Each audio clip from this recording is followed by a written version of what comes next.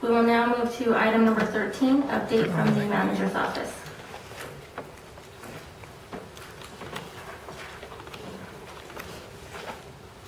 Madam Chair, I have a brief written report just to go through some of the items that have been going on with the manager's office.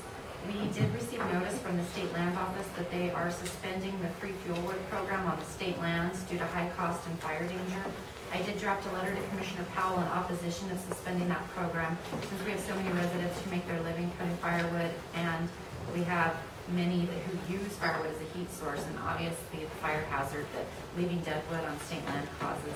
I did get an email back yesterday from Paul Gutierrez, the Executive Director of the Association of Counties. He asked me to hang on to the letter for a few days because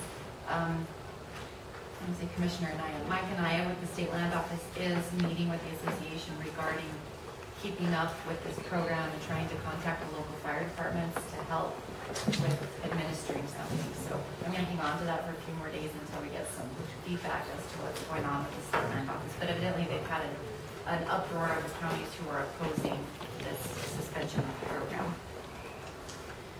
Yesterday I received an email amendment from CYFD increasing the funding to the juvenile justice grant for Torrance County by $50,000. They are asking the amendments be signed and returned next week.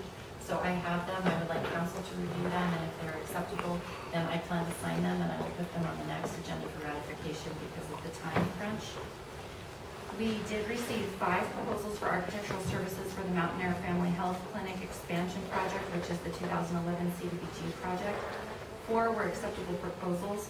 I did appoint a review committee that consists of myself, Annette Ortiz, Nick Cedillo, Jason Trumbull, and Angie Coburn to rate and rank the proposals, and hopefully by the next commission we will have a recommendation on the architect. The Mountain Air Senior Center, actually more specifically Ms. Joanna Koski, has been avidly seeking funding sources to help with the budget for the shuffleboard court that the Mountain Air Seniors are trying to build. I gave her permission to submit letters of inquiry to different funding sources. So she's been sending me copies of the letters, but she is looking for additional funding on behalf of the Mountain Air Seniors.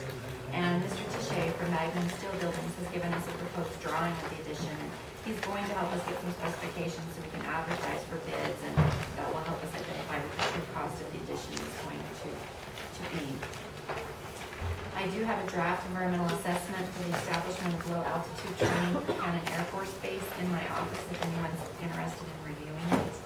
And I have been in contact with USDA to discuss some potential funding options for an animal shelter building and the narrow banding issue that's coming up for telecommunications within the county.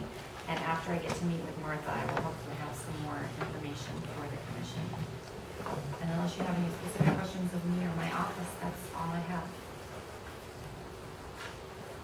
Okay. I have a question on item number 6. Certainly item number 2 is wonderful news for the juvenile justice program, and I also support item number 1 and how you really started working on that immediately in regards to the fuel wood, as Torrance County does rely on fuel to heat their homes, and people make a living by that. So thank you for working diligently and quickly on that. But in regards to item number 6 for the animal shelter, the last that I had heard from Cindy in a public meeting, she stated that the animal shelter where they have relocated was adequate. Did that change?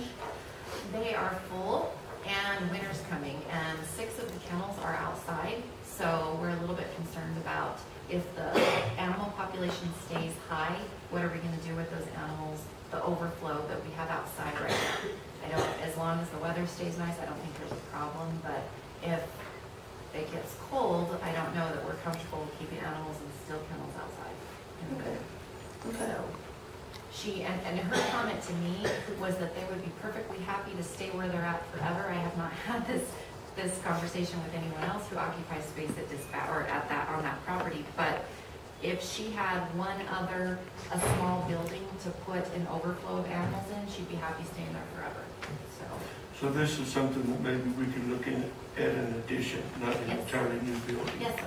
Okay. Yes. Okay. And her idea was another building kind of off to the east of that property where she could put animals when they were full. I think they're fine as far as cats, but dogs, they don't have quite enough space for it all the time. And if they had another place they could put them. There are questions, environmental questions associated there. I don't know if we can put another septic tank on that property. They're unanswered to that. My initial thought was to look for funding anyway to see what we could do and then go from there. You'd be willing to search for another septic area, would you not? I have done that before, Mr. Yes. Commissioner. Great. Are there any questions from the table in regards to the manager's report as submitted? I have none. Okay. I did also notice, which wasn't on your report, but thank you for drafting the letter to T-Mobile. I did see that in my box. Annette, could you give us a little update on how that's going?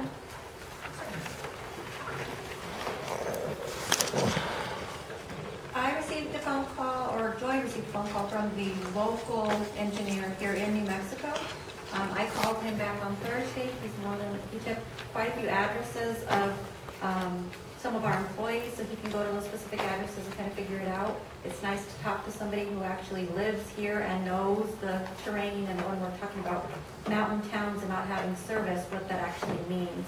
He did say that there was a tower in Moriarty that was down. They had a rodent issue, and they've got it taken care of, and they're hoping that that will take care of the issues that we're having with service in McIntosh. I don't know. I've not had a report from anybody else.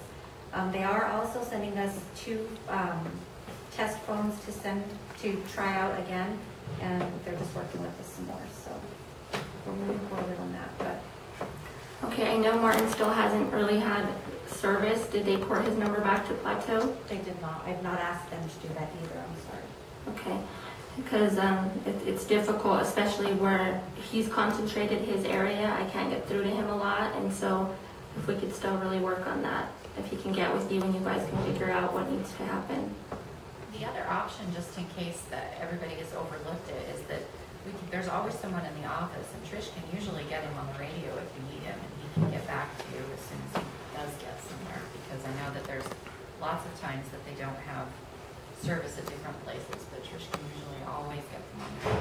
Okay. Good. Okay, awesome.